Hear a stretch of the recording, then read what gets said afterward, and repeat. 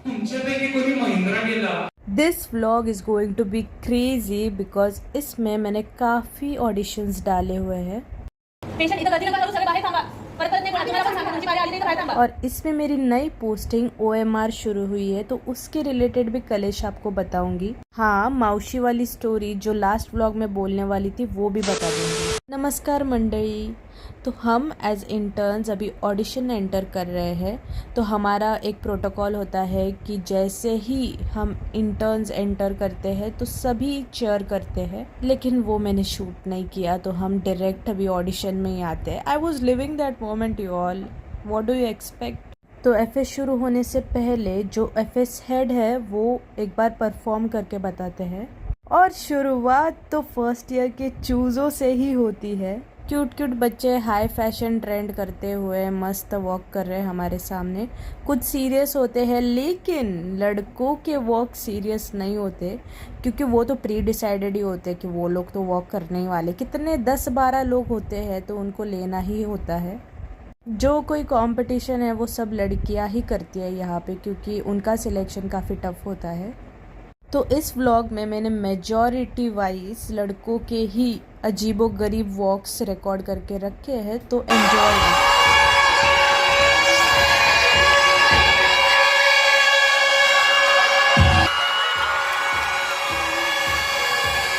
या जब मैं फर्स्ट और सेकेंड ईयर में थी ना तो सभी इंटर्न्स ऐसे सीट के ऊपर बैठ के मस्त मज़ा लेते थे, ज़ोर ज़ोर से चेयर करते थे, वो देखती थी। तो ये सब चीज़ ना मेरे लिए काफ़ी डीजा हुआ है। और एक बार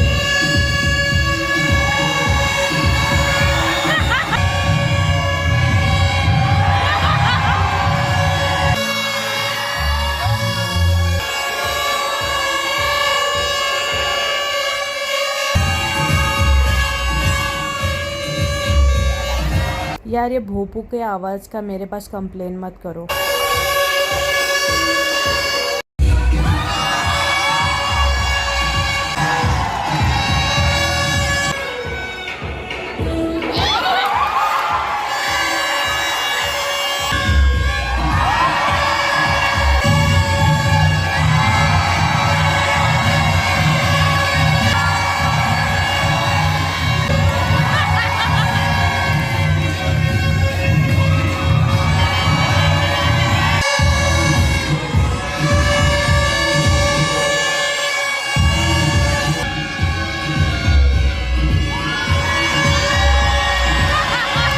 और लड़कों के इतने ही मज़े लिए गए और यहाँ पे FS ख़त्म हो गया।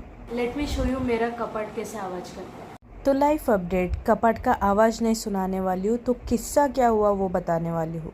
तो जब माउशी मेरे रूम पे आई थी उन्होंने मुझे 2 ऑप्शंस दिए। एक तो मुझे दूसरी लड़कियों के साथ शिफ्ट होना पड़ेगा वरना वो जानबूझ के मेरे रूम में लड़कियाँ डालेंगी। और ये टॉर्चर मुझे हर रोज़ हो रहा था वहाँ पे जब से मैं इंटर्नशिप के लिए आई थी। तो मैंने उस पर पॉज लगा दिया क्योंकि मुझे पता था कि 6 महीने बाद ऑब्वियसली जब नया बैच आएगा तो मेरे बैचमेट्स भी ऊपर आने वाले हैं और मुझे फिर से वही गंदगी सहन नहीं करनी थी कि तुम यहाँ पे शिफ्ट हो जाओ, तुम वहाँ पे एडजस्ट कर लो। और ये 6 मंथ वाली जिया रिकॉर्ड कर रही है अभी। तो मैं तुमको बता दूँ वहाँ पे क्योंकि बहुत सारा रेनोवेशन हुआ, अभी वो पहले जैसा अनफर्निश्ड 3rd फ्लोर नहीं रहा है। तो हमें बाद में भी शिफ्ट करने लगाते ही क्योंकि उनको वहाँ पे रेनोवेशन करना था। तो इस जिया ने घर पे काफ़ी कलेश किए और घर वालों को समझाया कि मुझे बाहर रूम शिफ्ट करने के अलावा कोई ऑप्शन नहीं है क्योंकि सिंहगढ़ के 50 लड़कियां आने वाली थी हमारे कॉलेज में और वो सभी के सभी हॉस्टल पे ही रहने वाली थी। मेरे बैच के ऑलमोस्ट आधे से ज़्यादा लोगों ने बाहर शिफ्ट कर लिया था और जो स्टर्बन थे जिनको छोड़ना ही नहीं था उन्होंने डीन सर के पास जाके स्पेशल परमिशन ली कि उनको रुकना ही है। वो हॉस्टल पे कहीं पे भी रह लेंगे लेकिन उनको हॉस्टल पे ही रहना है। And at this moment I left my hostel and I am back at my posting. आज है ड्रामा का ऑडिशन और हमारा कॉलेज 4:30 बजे ही ख़त्म हो गया। तो मैं 4:30 से लेकर 5 बजे तक हॉल में ही बैठी हुई थी कि कब ऑडिशन शुरू होगा, लेकिन आराम से 5:30 बजे तक, जब तक सभी लोग जमा नहीं हुए, ऑडिशन शुरू नहीं हुआ। और ये डेमो ड्रामा के बाद अभी रियल ड्रामा शुरू होने वाला है और मैं इस पे वॉइस ओवर नहीं लगाऊंगी, पूरा देखना।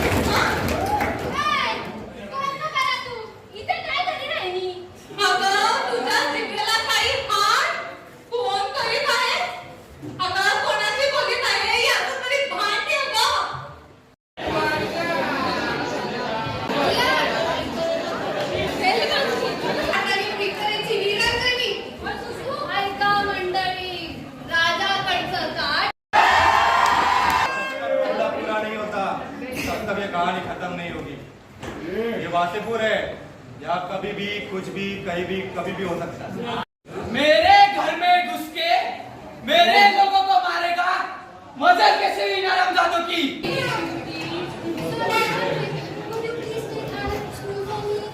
Yes, for sure.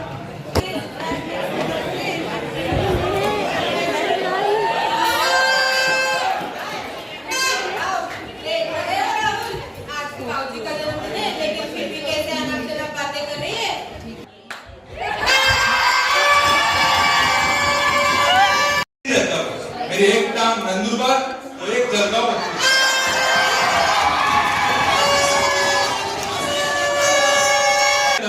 मेरी एक टांग नंदुरबार तो एक जलगांव होती है। महाकसम खुले वालों को तो मजा ही आता होगा।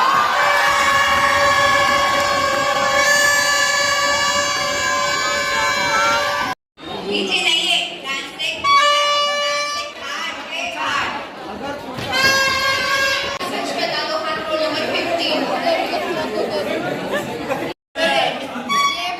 अबे तू मेरी नजर करता है, उड़ा दूंगा तुझको।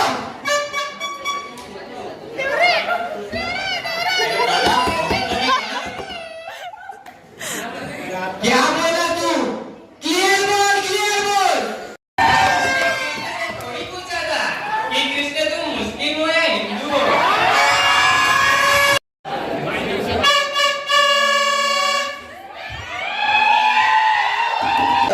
मेरी अटेंडेंस बहुत कम आ गई सर। मेडिकल सर्टिफिकेट लेके आओ और फैकल्टी से लेटर लेके आना, और हाँ इस सब पे डीन सर की साइन भी लेके आना। प्लीज सर हेल्प करो। जाओ जाओ, यहाँ टाइम खोटी मत करो, किसी मंदिर के बाहर जाके भीख मांगो। ये क्या पकड़ो बात कर चोर।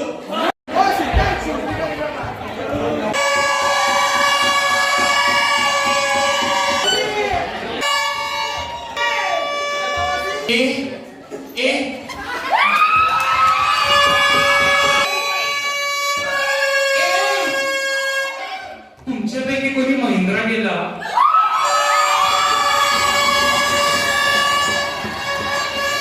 माझ्यासाठी 4 शिफ्ट आणा।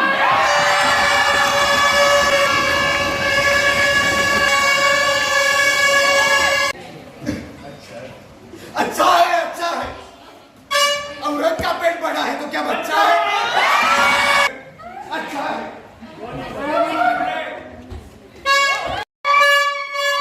भाई फर्स्ट सेकेंड ईयर में हमको घंटों रुकना पड़ता था वहाँ पे, जब तक सभी का ख़त्म ना हो जाए, और हम अभी पहले ही निकल गए वहाँ से। खैर, नज़ारे से तो आपको पता चल ही गया होगा कि मेरी नई पोस्टिंग चालू हुई है, क्योंकि मेरी ऑर्थो के 15 दिन कंप्लीट हो चुके हैं और मैंने एक भी दिन छुट्टी नहीं ली है गाइस। ओडी एक ऐसी जगह है जहाँ पे ज़्यादा लोग अटेंड नहीं करते हैं, क्योंकि कौन ही अटेंडेंस के लिए बार बार रेडियोलॉजी में अपने बाल गंजे करेगा।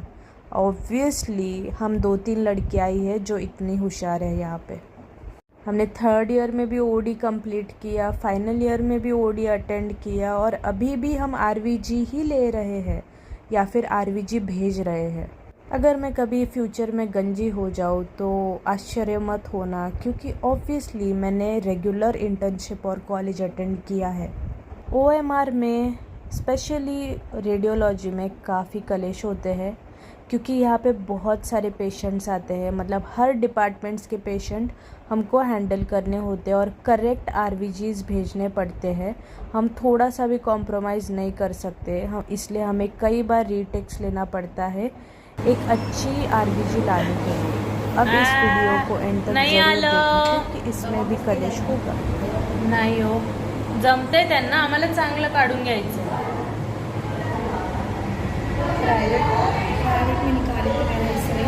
वही डांटता है कि जिसमें तकलीफ है. हाँ, हो जाएगा. दिखाओ एक बार. फिर ऊपर जाके बताऊँ. हाँ, पहले वो बता दो, फिर वो बताएंगे निकलवाना पड़ेगा कि नहीं. उन लोगों ने बराबर निकाला नहीं रहेगा तो निकलवाना पड़ेगा.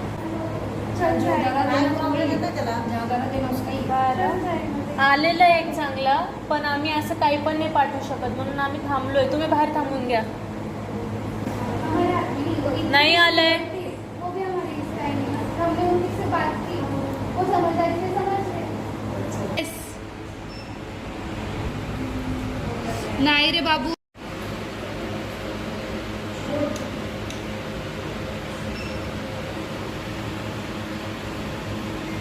कौन से होंगे?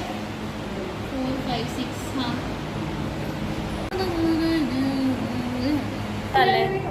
अँग्युलेशन का चुकवता? एका पेशंटला कितीदा ठेवता? पेशंट इथं गर्दी नका करू, सगळे बाहेर थांबा. परत परत नाही बोलणार. तुम्हाला पण सांगते, तुमची बारी आली नाही तर बाहेर थांबा. ऐसे बैठे क्या? इथे बैठ जाओ. तुम्ही पण बसून या मावशी. पाठवते तुमच्या मम्मीला पाठवते. करू का?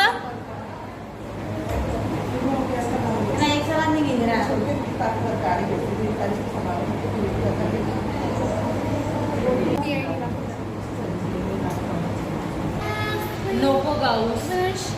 आज सिंगिंग ऑडिशन, ये पागल हो गई है गाना गा गा के. लीडर है ना ये इसकी सिंगिंग की, साक्षी के बाद असिस्टेंट जज है ये.